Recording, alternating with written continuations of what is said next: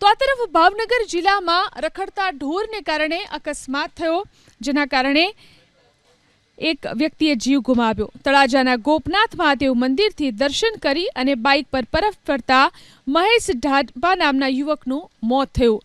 પીથલપુર ગામ નજીક મુખ્ય માર્ગ પર રખડતા સાંડને લઈ અને અકસ્માત સર્જાયો।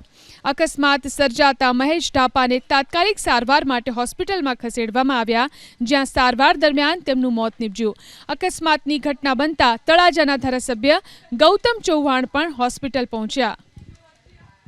એક વ્યક્તિએ જીવ ગુમાવ્યો। તળાજાના ગોપનાથ મહાદેવ મંદિરથી દર્શન કરી અને બાઇક પર પરત ફરતા મહેશ ઢાબા નામના યુવકનું મોત થયું। પીથલપુર ગામ નજીક મુખ્ય માર્ગ પર રખડતા સાંડને લઈ અને અકસ્માત સર્જાયો। અકસ્માત સર્જાતા મહેશ ઢાપાને તાત્કાલિક સારવાર માટે હોસ્પિટલમાં ખસેડવામાં આવ્યા, જ્યાં સારવાર દરમિયાન તેમનું મોત નીપજ્યું। અકસ્માતની ઘટના બનતા તળાજાના ધારાસભ્ય ગૌતમ ચૌહાણ પણ હોસ્પિટલ પહોંચ્યા।